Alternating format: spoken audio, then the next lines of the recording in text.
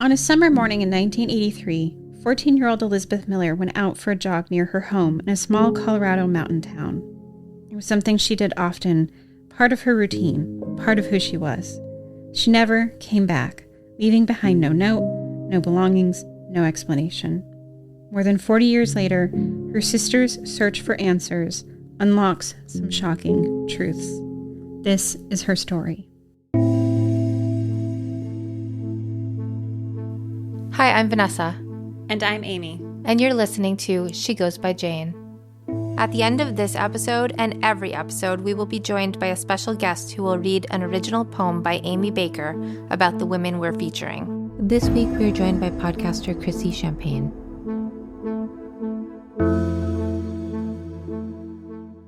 Hi, Vanessa. Hi, Amy. Vanessa, I have been thinking about this story since the moment that I saw photos of the missing person. Her name is Elizabeth Miller. She's this 14-year-old girl who went missing in 1983. And I really encourage our listeners to go look up some more photos of her because, I just think that there's some people whose personality comes through in photographs. And Elizabeth just seems like pure joy. And I get the sense that she was just kind of a big goof and just laughed a lot. And I was actually thinking about this, do you experience that as a photographer, taking photos of some people where you feel like photos really reveal who they are?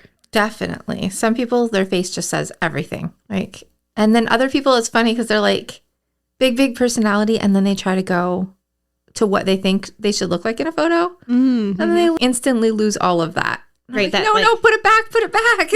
Right. Be who you were a minute ago when you were just talking to me. Mm-hmm. But it's hard because the camera kind of really does reveal who you are. Mm-hmm. And I think it makes a lot of people very self-conscious because it picks up everything, right? Right. I think it's so great when it can pick up everything. Yeah. So I will admit, I freeze. Yeah. Because I get really tense. Yes. And that's in any photograph. It's not when you take my photograph versus personal photograph. It's any of them. Yeah, you are one of those people, big personality, and then smile. Yeah.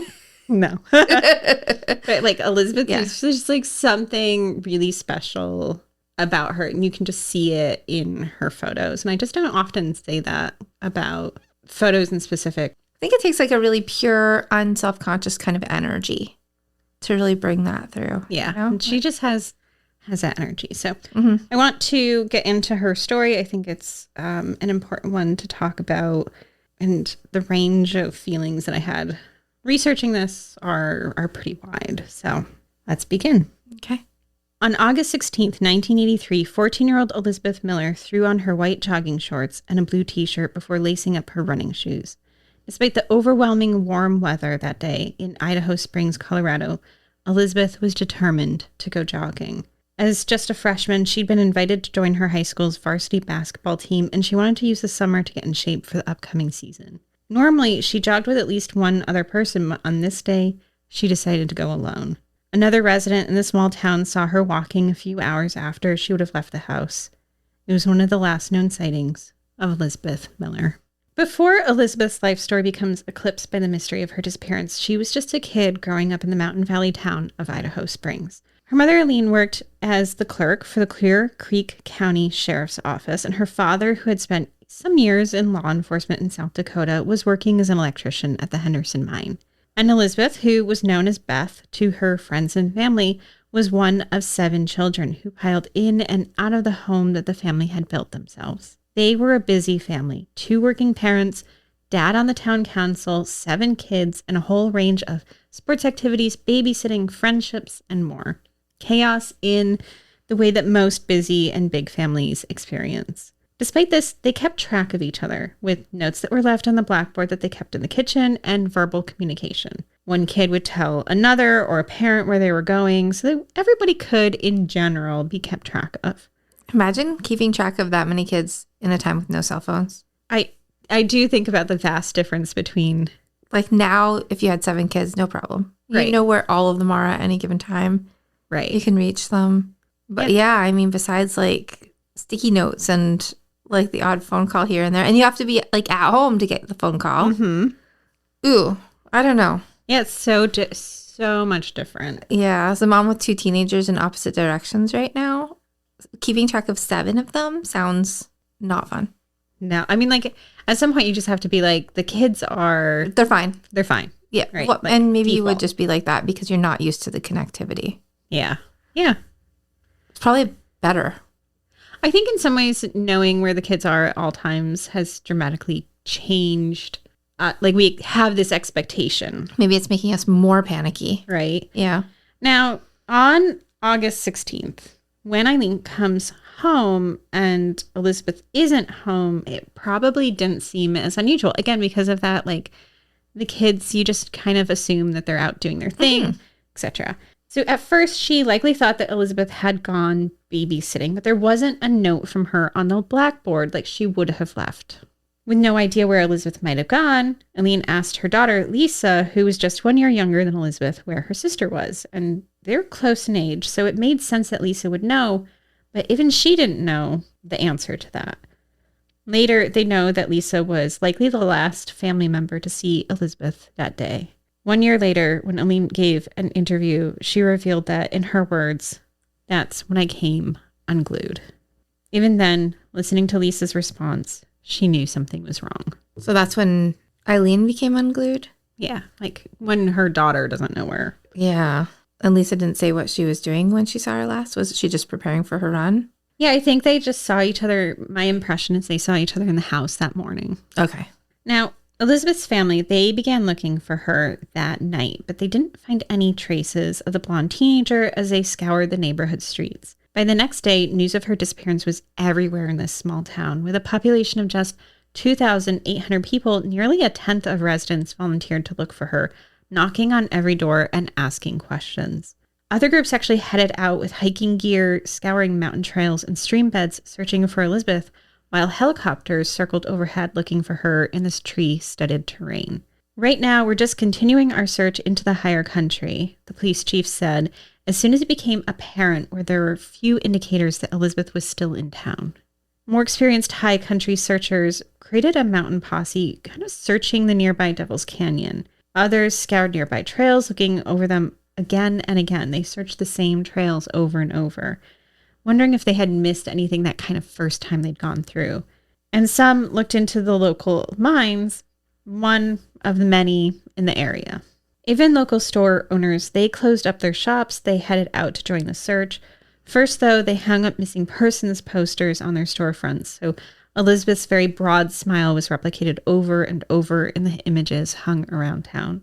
By Saturday, though, the search was already waning. Numbering in the hundreds when the search started, they were down to just 35 searchers. Those that were left were searching the side of a mountain south of Idaho Springs. By Monday, the search was called off completely. The police chief said, "The controlled search shut down last night. There are still people out there looking on their own, but we feel we've exhausted the whole county, so we've shut it off. We will continue to search if we get something pretty concrete or information that's pretty important."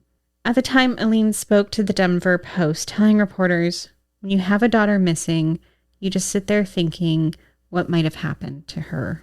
And her father, he went on local news making an appeal asking if anyone had seen anything that would help them find Elizabeth. Please come forward with that information. It would have appeared as though Elizabeth had just disappeared into thin air. One moment out logging miles in her run, the next gone. But there were some early clues that seemed to indicate what could have happened to her that they were looking into. There was this really curious incident that happened the week before. Elizabeth had been with her friends and a sister when a man in a truck pulled up alongside them. Inside was a man in his 30s who said his name was Claude. Those who were there said he tried flirting with Elizabeth. So they're just out walking and this man pulls up and... Yeah. Okay. Have you ever had that happen to you? Yes. Yeah. Not fun. But also, it's not something I ever thought would result in like something like this. Right. Yeah. You know, it's like something you just think of that's like unwanted, but not necessarily dangerous. Right. So apparently what happens, he pulls up. He's like this 30-something-year-old man trying to flirt with a very young teenager. She doesn't respond to him. I get the sense that she like gray rocks it, like just doesn't respond at all. And Is that an expression? Gray rock, yeah. I've never heard it before. Oh, yeah. So it's essentially, there's like a way to deal with like kind of stressful or abusive situations. And this is actually my preferred method. And I didn't know it had a name either, which is like, you just don't respond because they want like kind of some response from you. Okay. Yeah. So I get the impression that she just did that, like nothing. It's a good name for that. Yeah. So he gets angry though. Okay. Which is fairly typical. I mean, that's yeah. Yeah. He just got rejected. His little feelings are hurt. Yes. He's not getting what he wants. So he ends up actually leaving. Right. Now, this kind of situation, this happens before the weekend before she disappears. Okay. Okay. And in order to kind of get more details about what happened after Elizabeth goes missing, everyone's kind of curious about this situation as well.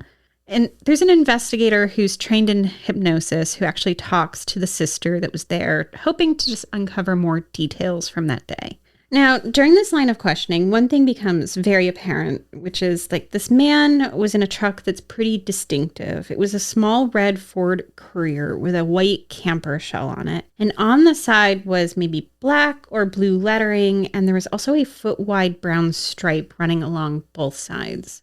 It had an out-of-state plate, so it felt like this truck could be easily identifiable if someone came across it.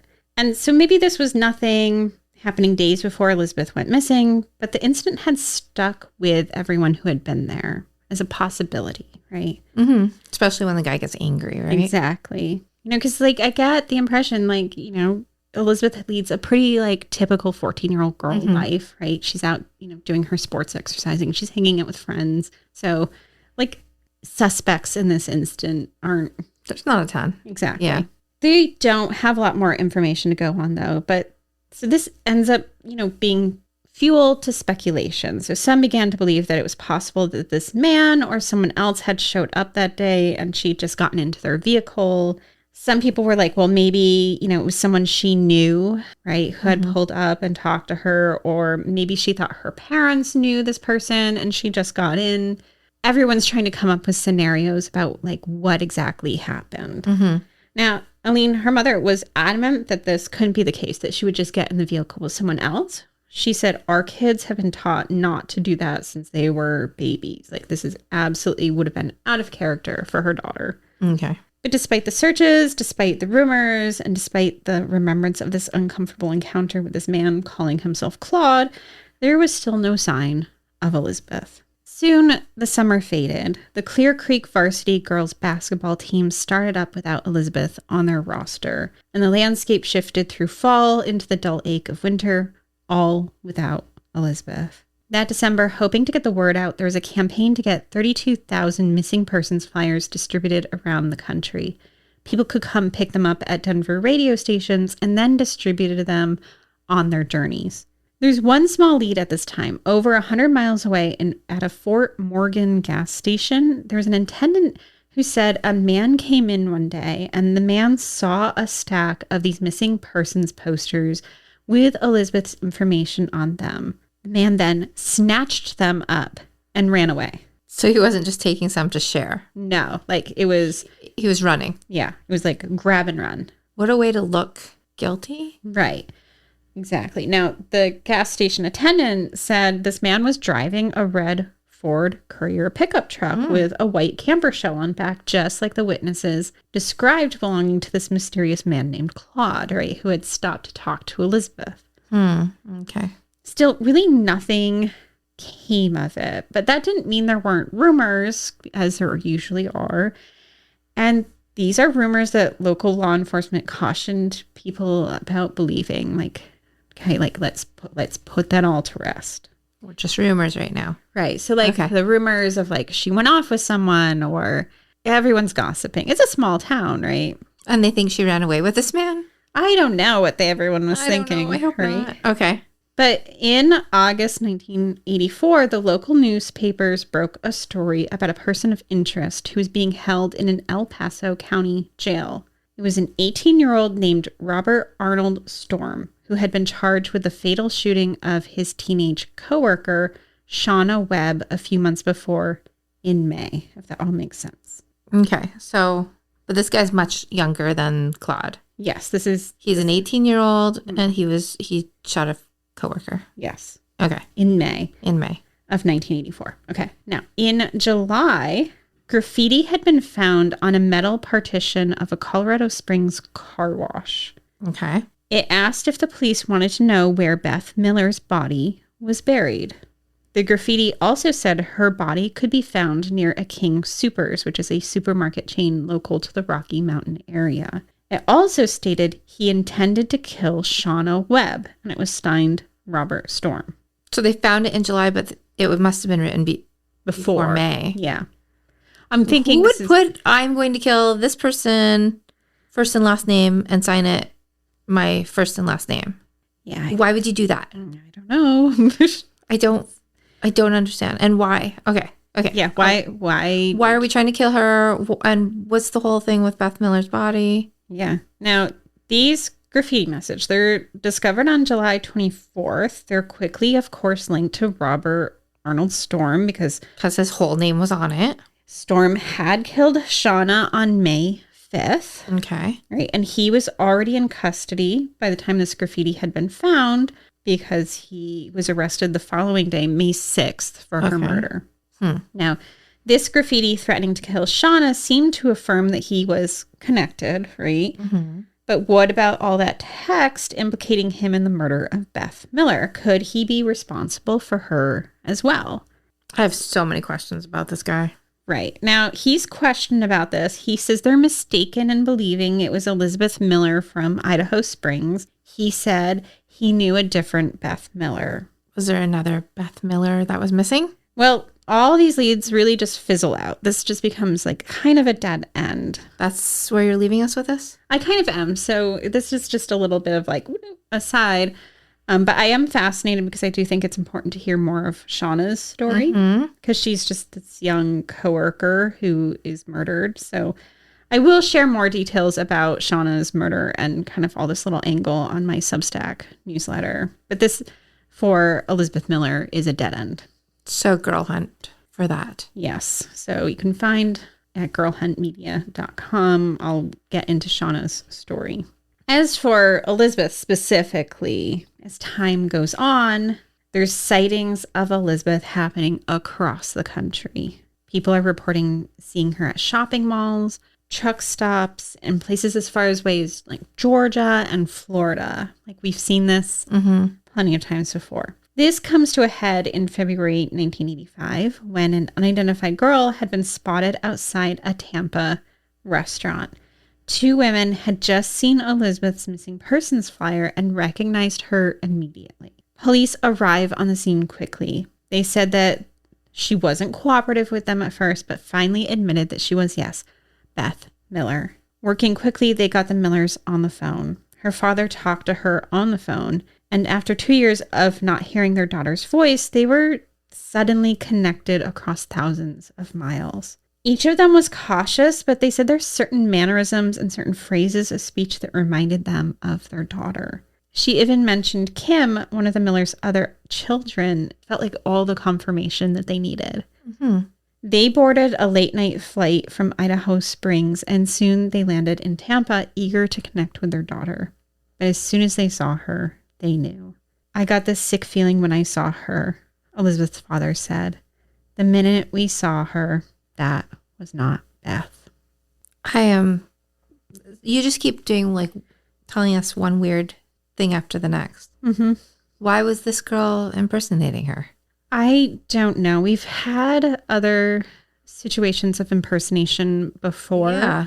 Some of the time, or most of the time in the past, what it has been from is that the person that they find is actually experiencing a mental health crisis, right? They might believe that that's the case once they're questioned by police and they're like, oh, maybe I am this person. Sometimes it is done maliciously, but I think most of the time it's more done in a confusion kind of But way. How does she even know Kim? I mean, okay. Were the police officers just telling her way too much and making her think she knows more? That is a possibility. Okay. Right. That I think sometimes we feed people information without necessarily understanding what information we've given them. Yeah. The other thing is that, and this is not shade to the Miller family, but like their kids seem to have been named a lot of very common names from the 1970s and 80s, right? Yeah. Like practically everyone I know has a middle name of Elizabeth or Lynn, or like they have a variety of kids who are named kind of like. Right. But it's just like we had like this really, really weird situation with Robert. We had that weird guy with the posters. We have this girl like saying she's her and even knowing her sister's name. It's a lot. It's a lot of weird. It's a lot for her parents. It is a lot for her parents. And like, I think the thing is like there are at this time, it feels like there's very little investigation that's happening. And so you just have like these really weird little moments that stand out, but not a lot in terms of being able to report on a consistent and focused investigation into where Elizabeth went, right? Because normally here I would be talking about exactly what was done to find her. Right. Huh. Okay. So this is taking a lot of weird paths. Yeah. That aren't going anywhere. No. Now, Elizabeth's disappearance takes this, of course, very dramatic toll on that family. And every loved one in her circle. And I just think like there's that moment like Elizabeth's lacing up her running shoes before heading out, and like she's running down the street, like these streets that she knew, and then just like suddenly vanishing, and how this reverberates through her family's life for decades. This manifests itself specifically for Elizabeth's sister, Lynn. It ends up shaping her life's work. Lynn would reflect back on that day, and she regretted that she hadn't told her sister that she loved her that day. And her grief ended up fueling her desire to become a law enforcement officer, and Lynn was determined to find her sister. And we're not going to confuse Lynn with Lisa. Lisa was the last one to see her, right? Yes. So Lisa was and Lynn is a different sister. Yes. Okay. We'll be back in a moment.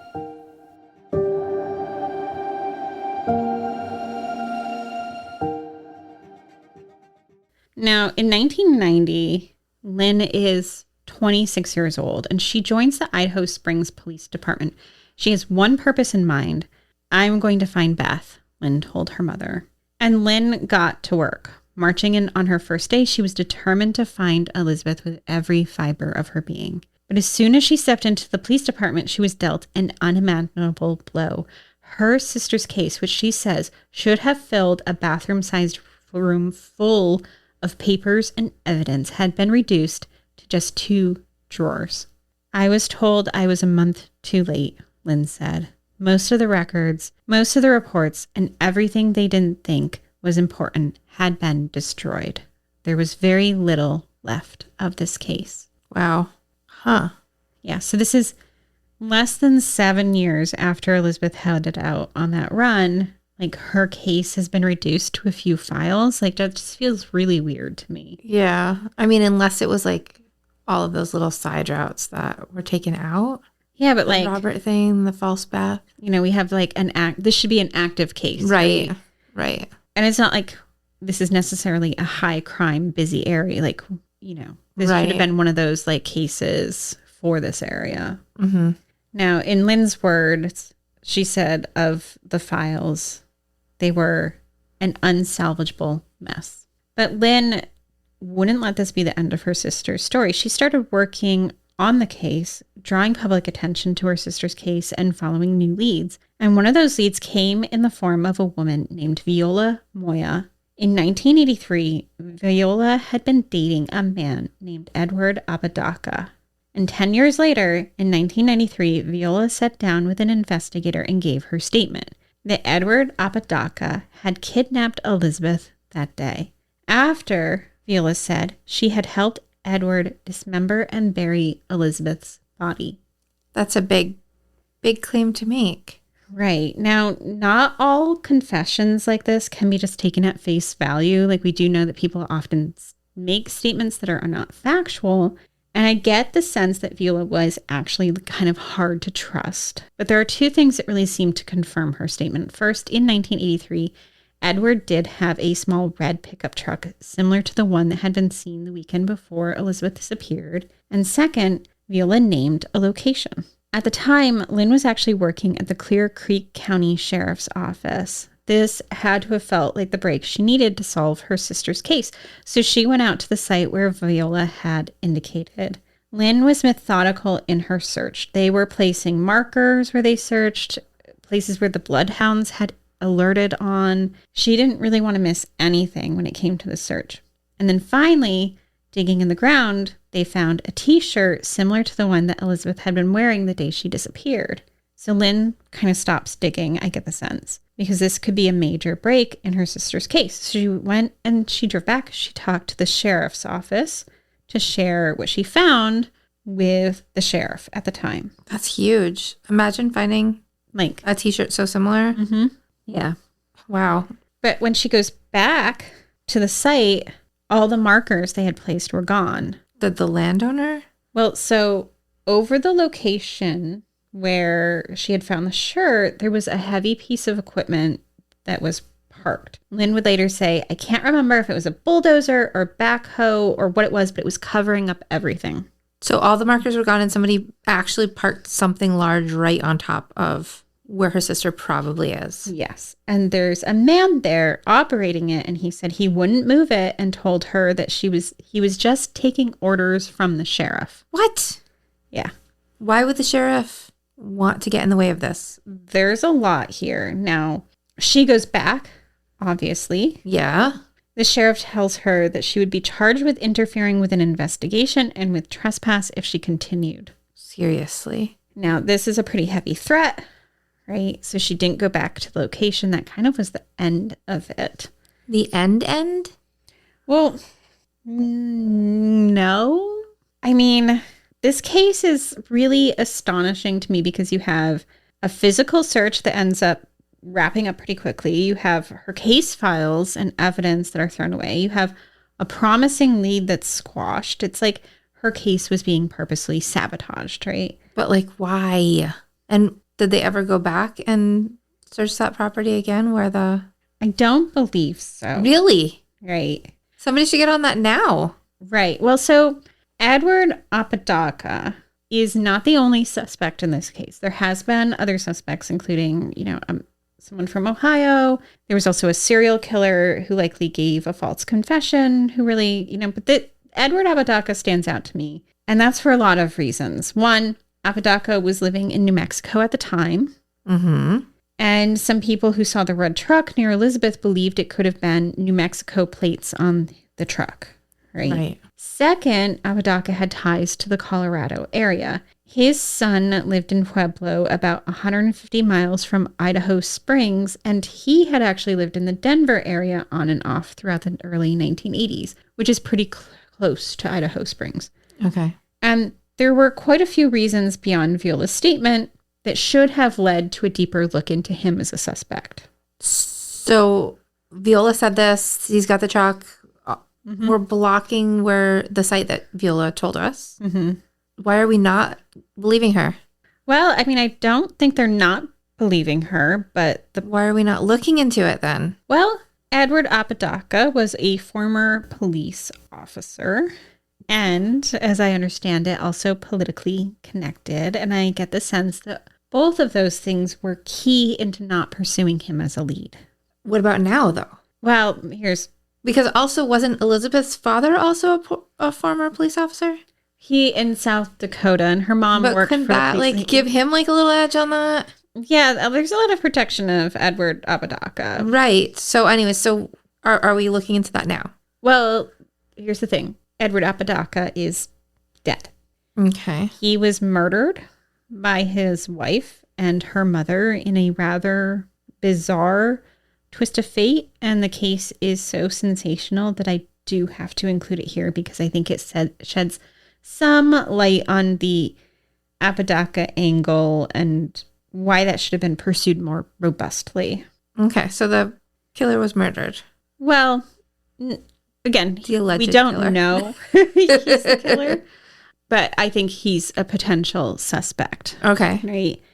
And on April 16th or April 17th, 1990, Apodaca was shot and killed in his home. And finding the body was his significantly younger wife, Anne Apodaca. Anne, who sometimes goes by the name Snooky, was just 24 at the time. He was 59, and the couple had been married since 1988. Oh, okay. Was that an abusive marriage? Well, the whole thing about this marriage is interesting. The marriage actually came as a shock to all of Anne's family. Anne's mother, Fizelle, had been living on the East Coast when she learned of her daughter's marriage to Apodaca. And she said, "My family did not know him. This is a complete shock having him in the marriage." Okay. Anne and Edward's relationship was rocked from the start. Almost immediately, Anne was talking about divorce, but she also told friends that she wanted his insurance money. She also asked friends if they knew anyone who would kill him. But at the time, they all just thought she was joking. Okay. And Apodaca, he seemed well aware that his wife might want him dead. He even told police in October of 1989 that a car had tried to run him down. And he thought this was organized by Anne and her mother, Fizelle, since he had just recently gotten into an argument with them at a shopping mall prior to this incident. He also told police that Anne had made him drink black velvet whiskey, but it tasted horrible to him, and he suspected that she might have poisoned it. Whether or not that is true is speculation, but it was clear that this was not a relationship that was going to last. In fact, Fizelle had actually moved to the Albuquerque area where this was all happening, specifically because she wanted to help her daughter obtain a divorce. Anne did briefly move in with her, but then moved back in with Apodaca in November. But if there's one major takeaway from all this, it's that I would never mess with Fizelle in my life. By 1990, she was married 9 times. Okay. And one of those husbands had been found dead in a storage closet in her garage that had been nailed shut. From the outside? Mm-hmm. Huh. Okay. Well, he couldn't nail it shut. I guess you could. I mean, you could nail it shut from the inside. True. And he had been dead for 3 years, and his body had been soaked in formaldehyde. And she told police that he had committed suicide. Now, wait. He committed suicide. Did she know he was in there for 3 years? Yes. Did he soak himself in formaldehyde? No. Did he nail the door shut from the outside on his own? No. How is that a suicide? So I think the story here is that he committed suicide and she just hid. She just like locked him away. Yes. Now, there was a medical examiner who did look at his body. He agreed on the suicide situation. So Fizelle didn't face any charges in his death or the handling of his remains. But remains had been handled. Remains have been handled. Okay. Nothing happens for that? No. Okay. Right. Did Fizelle threaten the medical examiner? I mean, I think she's like, I'm fascinated by her. I don't want to get too far off track, but I think we kind of are. But a little. I mean, there are things in the story that are off trackable. Yeah. Everything is off trackable here. Yeah. Right. Now, Fizelle had even been charged for attempting to murder Anne at some point because she had pinned Anne between her car and Anne's father's house. So and Anne sounds feisty enough to begin with. We're talking chasing him down with a car, poisoning, trying to hire somebody. Yeah. Yeah. So I wouldn't mess with Fizelle. No. We don't fuck with Fizelle. No. Okay. But both Fizelle and Anne claimed that Apodaca had sexually assaulted them. Both experienced violence from this man. Anne's father also acknowledged that he knew that Edward physically abused his daughter. So abuse allegations are being, set forth by Anne, by her mother, by her father. I was about to say this sounds like a bad situation for Edward, but we know it is a bad situation for Edward. Yeah. Like you don't mess with these women. I would not mess with any of them. I mean, now in February, Fizelle was offering a house painter $5,000 to kill Apodaca. And the painter would later say that Anne came out of the house and said, like my mom is just joking, but he didn't seem to think it was funny. Mm-hmm. And he was soon actually fired from that job, which is why when Edward Apodaca is found with a bullet wound to the back of his head, suspicion quickly falls on Anne and Fizelle. Furthering this suspicion is that the bullet from the crime scene matched a gun that they had placed in a safe deposit box. Ultimately, both women were convicted in Apodaca's death during separate trials. Now, obviously, this is a whole rabbit hole looking into Anne and Fizelle's story, and if I'm being honest, I find it really heartbreaking, and I hope at some point to hear more of Anne's story, because I only have what the newspapers were reporting at the time, and it was clear that they leaned towards painting both her and her mom as very, like, kind of monstrous, right? But I mean, Apodaca's not a really great guy. No. But I guess I don't know much about, like, that whole dynamic. Husband or anybody else. Yeah. Now, that might have been, a victim of Fizelle. Now, the thing that I'm lingering on here is that I think there are many women in Apodaca's life who would attest to his violence. At the very least, there's Anne, Fizelle, and Viola, right? And in 1993, 3 years after his murder, the police start looking at Apodaca more closely as a suspect in Elizabeth's disappearance. And this coincides to the same year that Viola had spoken to investigators. So it feels like it starts to come together in 1993, which is 3 years after his death. But what we now know is that he had actually been suggested as a suspect long before this time. Denver Police Sergeant Dennis Kribari said that in 1986, he and other detectives had informants who had spoken about Apodaca's involvement. He claims they passed this information on to Idaho Springs authorities and nothing ever came from those leads. So just like this guy just keeps slipping between cracks. Right. So like basically, he's been brought up since at least 1986 as a potential suspect. And is it really because of his past I get this sense right now. Because his name is brought up again in 1990, and the Denver PD got another tip, but by then, Apodaca's dead, right? Okay, so nobody can, just nothing that can come of it. Yeah, and over the years, informants had told police that Apodaca was a hard drinker, and that he had also had a violent streak when it came to women, which is why there's this lingering question involving the possibility of his involvement. Were these informants telling the truth? Was Viola, was there something there? Now, this is a question that Lynn was not about to let go. She had promised her mother that she would find her sister, and she was still determined to do so, despite all of the setbacks she had experienced. In 2006, Clear Creek County District Attorney Mark Hurlburt filed a grand jury petition. A grand jury convening could look at the assembled evidence and determine whether or not charges could be filed. Previously, other DAs had not brought any of this before a grand jury because they argued that without Elizabeth's body, there might not be a solid case against anyone. Hurlburt believed that there was potential.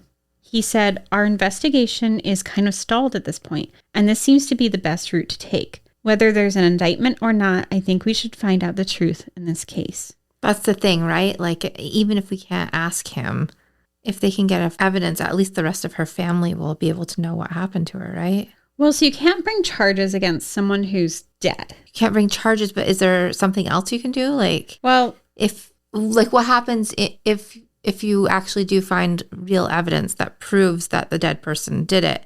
You can't bring charges to them, but does that at least bring some closure to the family? So, I mean, in some cases it does, and in some cases, no, because they don't go through that full trial experience, right? So in this case, at the time, Lynn told reporters that this moving to have a grand jury, asking for a grand jury, said, "It's so long overdue. I'm so relieved. It's hard to put what I'm feeling into words." Because even though Apodaca's long dead, they can't bring charges against him because what is fair is that he would not be able to answer those charges, bring his own, go through, have a lawyer defend him, okay, etc. He has no defense. Exactly, right? There's another person who said she was there that day and participated. Oh, that's right. Yeah, and that's Viola.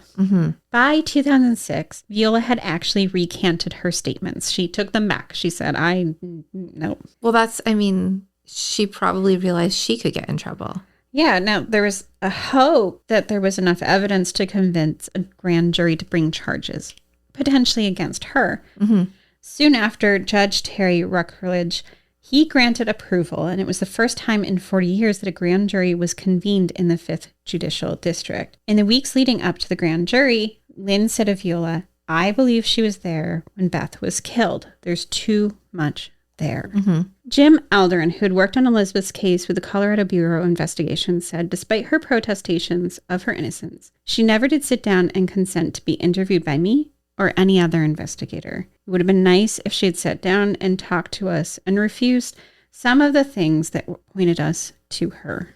The hope was that the grand jury, they could subpoena witnesses, maybe even call Ann Apodaca and get some real answers in this case. When the grand jury met, a lot was on the line, but answers were not forthcoming in the case. Ultimately, the grand jury determined that there could not be any charges brought against anyone. And for this, they blamed the initial investigative bodies on the case, including the Idaho Springs Police Department, the Clear Creek Sheriffs, the Denver Police Department, the Colorado Bureau of Investigations, and the FBI. In a scathing response, they said there was a clear lack of meaningful investigation into Elizabeth's case from the outset. They cited jurisdictional disputes as a cause of the slow investigation and indicated that fact that documents, statements, and other evidence had become hard to corroborate between agencies and that key information had been destroyed in some cases.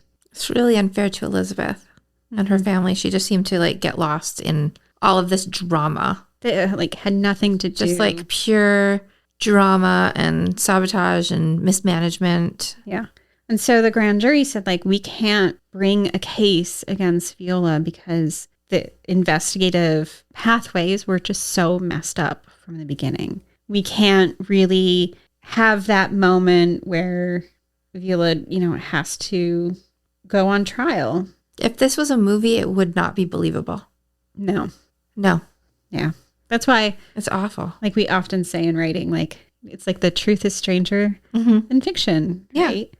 And this is all kind of where Elizabeth's case stands today, that because of this botched investigation where they were unable to bring charges despite, some evidence that seems to suggest that there is at least a plausible suspect. Again, Edward Apodaca was never arrested, never tried, never convicted. But they could have talked to him about it before his death had they done their... Long before. Right. Yeah. And as it stands now, it's unlikely that any charges will ever be made in Elizabeth's case, and the chances of Elizabeth being returned to her family have grown dimmer over the years.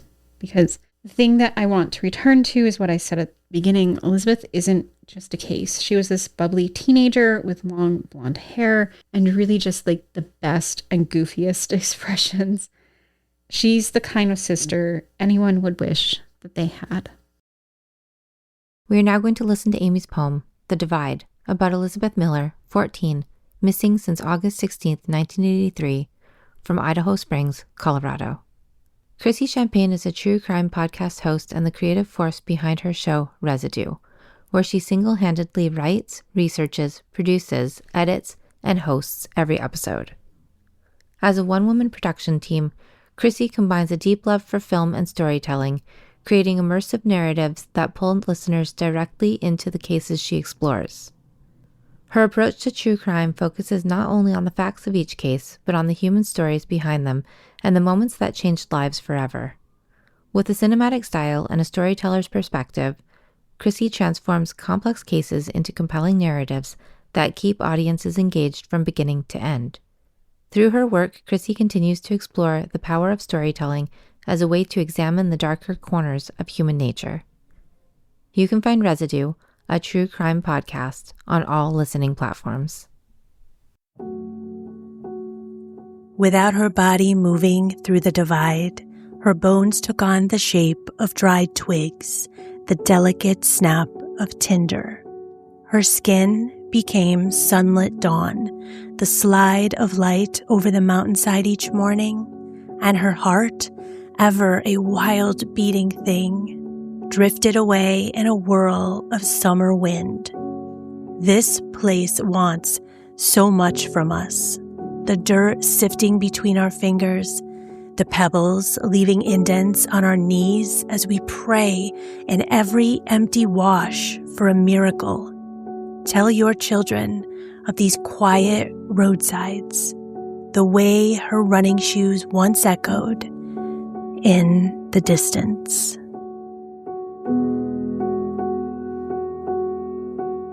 For more information about our show, please visit shegoesbyjanepodcast.com. Bye, Vanessa. Bye, Amy.